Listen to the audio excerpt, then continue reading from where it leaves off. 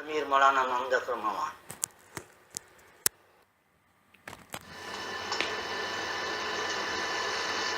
الحمد لله رب العالمين والصلاة والسلام على حبيبه محمد وآله وصحبه أجمعين. أعوذ بالله من الشيطان الرجيم. بسم الله الرحمن الرحيم. والذي أرسل رسوله بالهدى والدين الحق ليظهره على الدين وكفى بالله شهيدا.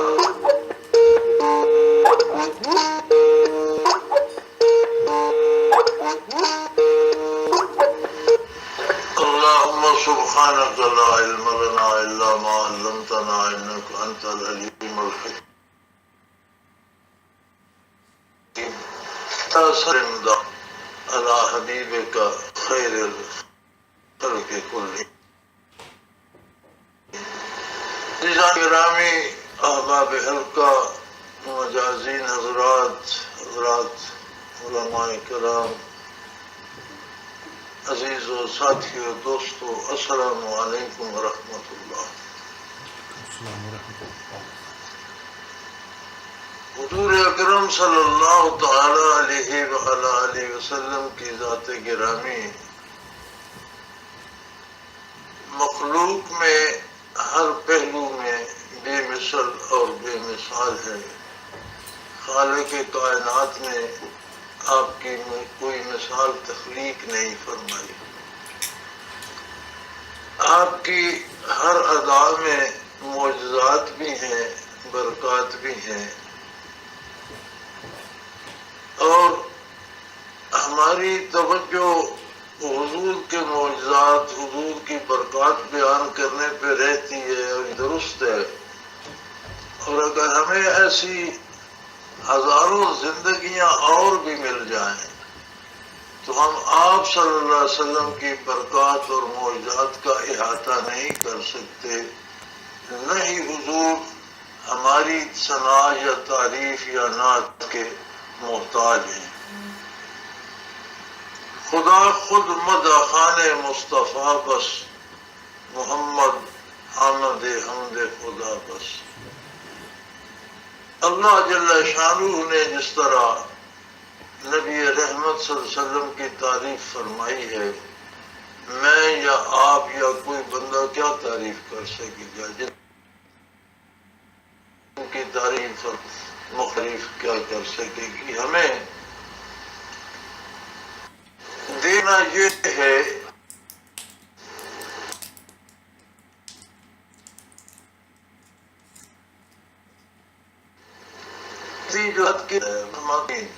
عالمین میں اللہ کریم کے علاوہ باقی ساری مخلوق آ جاتی ہے. عرش و سما کی، عرش بھی، تخت الہی بھی، ہر چیز، جنت بھی، ہر چیز، مخلوق، فرشتے، انسان، جن بھی ساری مخلوق اللہ کی ایک ذات کے علاوہ باقی ساری مخلوق عالمین میں ہے. اور حضور کی ذات اقدس عالمین کے لیے اللہ کی رحمت ہے. ربیع الاول وہ ماہ مبارک ہے جس میں آپ صلی اللہ علیہ وسلم کی دنیا مبارک ہوئی. ربیع الاول وہ ماہ مبارک ہے جس میں حضور اکرم صلی اللہ علیہ وسلم کی بطور خاتم النبیین بعثت ہوئی. ربیع الاول ہی وہ ماہ مبارک ہے جس میں حضور اکرم صلی اللہ علیہ وآلہ وسلم نے اس دار فانی سے پردہ فرمایا. آپ کی ولادت و سعادت پر بھی آپ کے معجزات کا اور برکات کا ظہور ہوا. آپ کے وصال اقدس پر بھی بے شمار معجزات اور برکات کا ظہور ہوا. ملک الموت جیسے فرشتے در اقدس پہ کھڑے اجازت کے طالب ہوئے، اور ہر موقع آپ کا ہر لمحہ، ہر آن مظاہر قدرت الہی کا نمونہ تھا.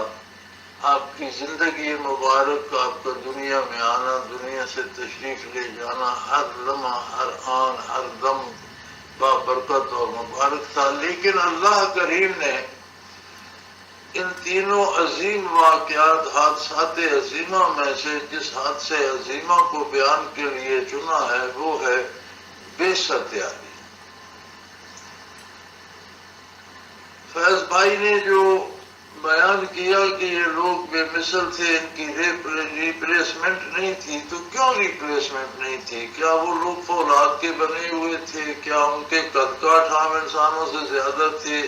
کیا ان کے پاس انسانی قوت دوسرے انسانوں سے زیادہ پر غرق نہیں تھی؟ وجہ کیا تھی؟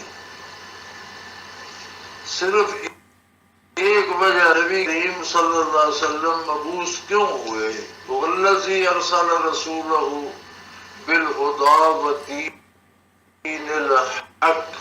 آپ دنیا میں تشریف لانے کا مقصد عالی تھا لوگوں کی ہدایت و رہنمائی اور دین حق. لِيُظْهِرَهُ عَلَى الدِّينِ كُلِّهِ، تاکہ لوگوں نے جتنے ادیان باطلہ گھڑ لی ہیں، مذہب کے نام پر جتنی بنا لی ہیں کمپنیاں اور جتنے بنا لی ہیں تماشے، ان سب پر یہ غالب آئے.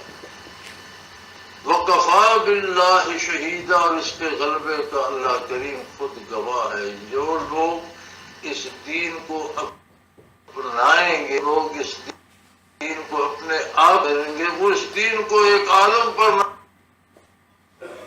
کا سبب بن جائے، اس کے گواہ اللہ. ہماری بد نصیبی یہ ہے کہ ہم کس سے کرتے ہیں، اپنی زندگی میں قدم نہیں دیتے. ان لوگوں نے تقریریں اور جلسے، صحابہ میں ہمیں آج کل کے جلسے نہیں ملتے، تقریریں نہیں ملتے، جلوس نہیں، لیکن قدر اتباع پناہی میں ملتا ہے. ان کی سوچیں، ان کی فکر، ان کے لباس، ان کی شکلیں، ان کا اٹھنا بیٹھنا، سونا جاگنا، معاملات بچوں سے تعلقات، سے والدین سے تعلقات، محلے سے تعلقات، رشتہ دار تعلقات، دشمنوں تعلقات، قوم سے تعلق، ملک دین سے، ہر تبع محمد الرسول اللہ کے ساتھ تھی. لوگ ان کی ریپلیسمنٹ نہیں ملتی تھی. ہم نعرے تو لگا لیتے ہیں، ہم دیگیں بھی پکا کر بانٹ بھی لیتے ہیں، کھا بھی لیتے ہیں، لیکن ہمارے حلیے بھی مسلمانوں جیسے نہیں ہیں، ہمارے لباس اسلامی نہیں ہے، ہماری سوچ اور فکر اسلامی نہیں ہے، ہماری تعلیم اسلامی نہیں ہے، ہمارا نظام عدالت اسلامی نہیں ہے، ہمارا نظام معیشت اسلامی نہیں ہے، ہمارا نظام سیاست اسلامی نہیں ہے. کیا ہے ہمارے پاس محمد الرسول اللہ کا دیا ہوا؟ کیا سنبھالا ہم نے اس ورثے سے؟ کیا چیز ہے ہمارے دامن میں جس پہ ہم فخر کر سکیں؟ آج ہم شکوہ کرتے ہیں برما میں مسلمان مارے گئے، بڑا ظلم ہو رہا ہے، بڑا دکھ ہوتا ہے، دل خون کے آنسو روتا ہے. یہ اشر ہو رہا ہے ان کے ساتھ. مشرق وسطیٰ میں جو ہو رہا ہے، قیامت آئی جا رہی ہے، رات دن آگ برس رہی ہے ہنستے بستے گھروں پر. معصوم بچے، خواتین، عورتیں، بچے، بوڑھے ایک ہی لاٹھی سے آنکے جائیں. کب سے فلسطین میں شہید ہو رہے ہیں، مارے جا رہے ہیں، ظلم ہو رہا ہے. دنیا کا کون سا گوشہ محفوظ ہے؟ کشمیر میں کتنے شہید ہو گئے، کیا کچھ ہو رہا ہے. زمین کا سینہ اپنی وسعت کے باوجود مسلمانوں پر تنگ ہو گیا ہے. بڑا دکھ ہوتا ہے، دل خون کے آنسو روتا ہے. لیکن کیوں ہو رہا ہے؟ کیا یہ مسلمان واقعی اسلام پر رحم کرتے ہیں، اسلام سے محبت کرتے ہیں؟ اسوہ حسنہ کو اپنایا انہوں نے، کیا یہ ان کے نظام اسلامی ہیں، ان کی حلیے اسلامی ہیں، ان کے لباس اسلامی ہیں، ان کے تعلقات اسلامی ہیں، ان کی تعلیمات اسلام، کیا ان کے پاس اسلام کا ہے کیا؟ میں یہ سمجھتا ہوں کہ اگر ہم غور کریں تو دنیا میں جتنا ظلم ہم پر ہو رہا ہے، ہم اس سے زیادہ ظلم اسلام پر کر رہے ہیں، کہ ہم دعویٰ اسلام کا کرتے ہیں اور ہماری ہر ادا غیر اسلامی ہے۔ تو میرے بھائی، یہ بے ستیاری ہمیں یہ دعوت دیتی ہے، یہ یاد کراتی ہے کہ اللہ کریم نے اپنے حبیب صلی اللہ علیہ وسلم کو اس لیے بھیجا تھا کہ دنیا سے گمراہی کا خاتمہ ہو، بے حیائی کا خاتمہ ہو، ظلم کا خاتمہ ہو، عدل کا دورہ ہو، نسل انسانی کو راہ ہدایت ملے، گمراہی کی تاریکیاں ختم ہوں اور ان میں نور نبوت سے روشنی ہو جائے۔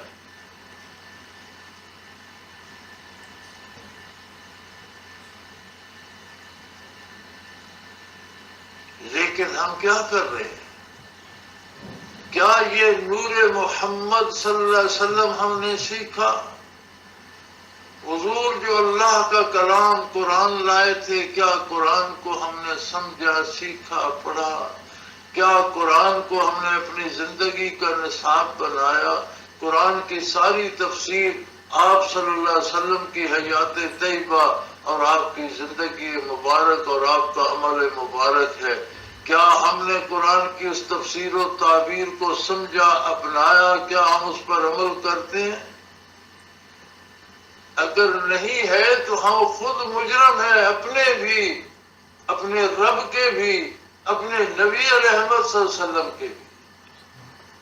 ہمارا آج جو حال ہے، اسلام تو ہمارا دامن پکڑ کر فریاد کر رہا ہے کہ یا اللہ مجھے ان نام کے مسلمانوں سے بچا، یہ میرا کیا حشر کر رہے ہیں، ان کے نظام، معاشی نظام سود پر استوار ہے، ان کے عدالتی نظام غیر اسلامی ہے، ماں سوائے چند عرب ممالک کے جہاں حدود جاری ہیں۔ الحمدللہ روئے زمین پر کچھ تو ہیں کہ جہاں حدود شرعی جاری ہیں اور انصاف شریعت کے مطابق ہوتا ہے، لیکن کیا کر رہے ہیں ہم؟ 56-57 ممالک ہیں، کیا ہو رہا ہے؟ ہم انفرادی، ہمیں ملکوں کی فکر ہے، ہم انفرادی زندگی میں دیکھیں، کسی ملک پر میں مسلط نہیں کر سکتا، لیکن اللہ نے یہ جو 6 فٹ کا ملک مجھے دیا، اس پر تو میں جاری و ساری کر سکتا ہوں۔ کیا ہم نے اپنے وجودوں پر اسلام نافذ کر رکھا ہے؟ کیا ہم نے اسلام سیکھنے کی کوشش کی؟ کیا ہم اپنی اولادوں کو اسلام سکھا رہے ہیں؟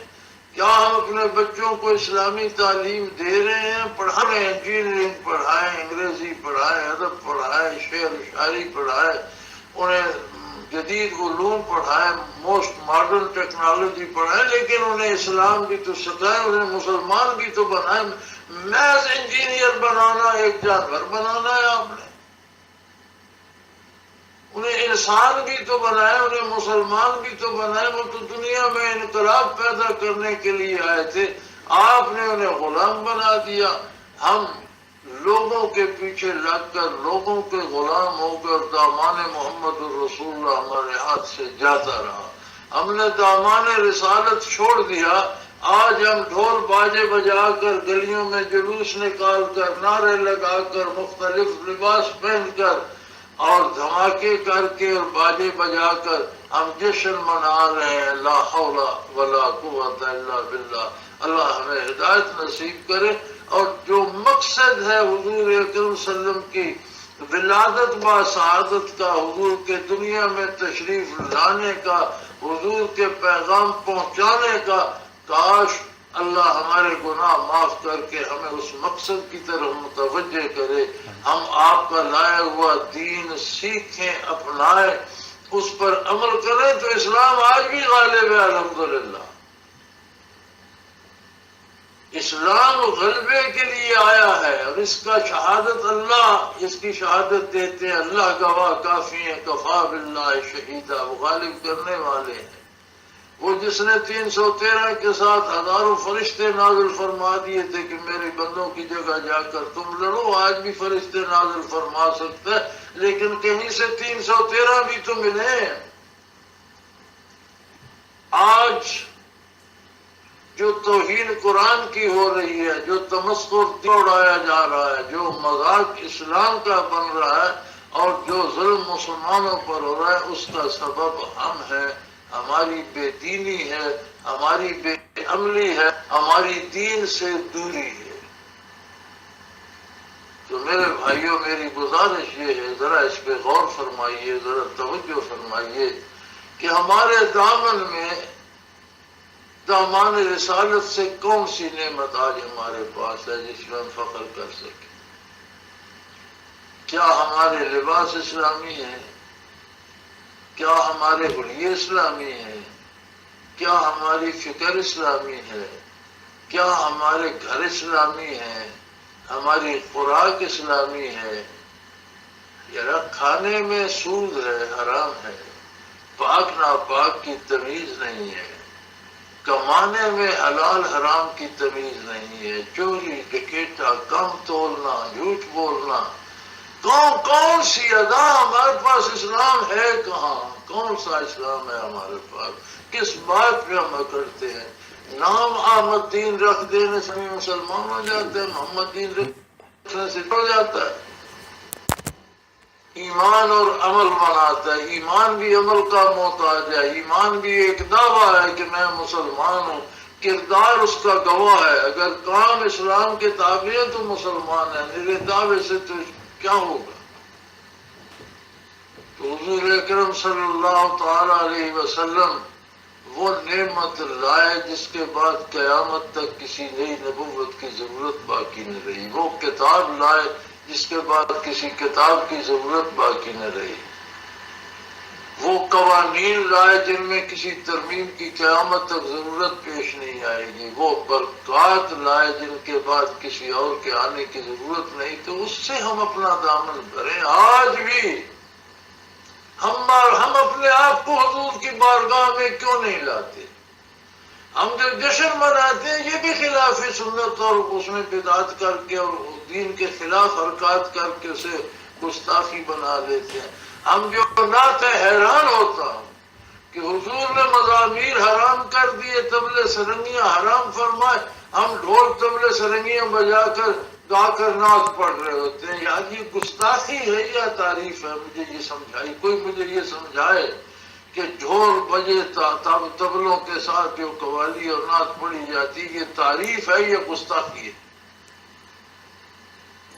کیا کر رہے ہیں ہم؟ کیا سوچتے ہیں ہم؟ ہمارا کردار کیا ہے؟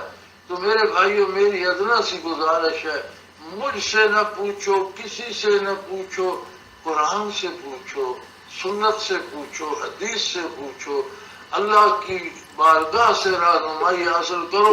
اور دامان رسالت تو آج بھی جواہر و جواہرات سے پر ہے، پھولوں سے بھرا ہے، کوئی خوشہ، کوئی غنچہ، کوئی پھول دامن رسالت سے لے کر اپنے سر پہ سجاؤ، کوئی بات تو اپنے دامن میں وہ ہو جو محمد اللہ ہے۔ ہمارا سونا، ہمارا جاگنا، ہمارے نام، ہمارے کام، ہمارا کھانا پینا، ہمارا کمانا، ہماری تعلیم و تربیت، کہ حکومت نہیں پڑھاتی تو کیا ہم گھر میں بچوں کو دین پڑھانے سے ہمیں کوئی روکتا ہے؟ ہم پڑھاتے ہیں۔ ہم خود نہیں پڑھاتے، حکومت کے سر کو کیا کریں؟ ہر کام حکومت نہیں کرتی، قومیں کرتی ہیں، لوگ خود کرتے ہیں۔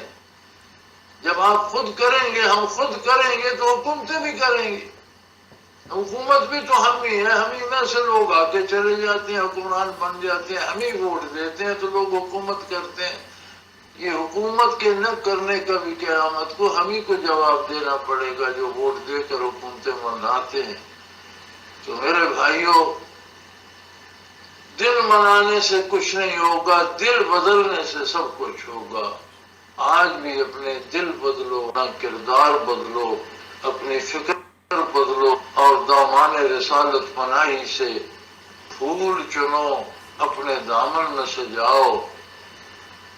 اس دامن میں کیا کیا کچھ ہے، دامن ہاتھ میں آئے تو وہاں کسی چیز کی کمی نہیں ہے، ہم اپنا ہاتھ دوسری طرف لے گئے ہیں، اس دامن میں ہاتھ ڈالو، ان کی اطاعت کرو، ان کی اتباع کرو، اور شب و روز ان پر صلاۃ و سلام بھیجو، تب بھی ان کا احسان ادا نہیں ہو سکتا۔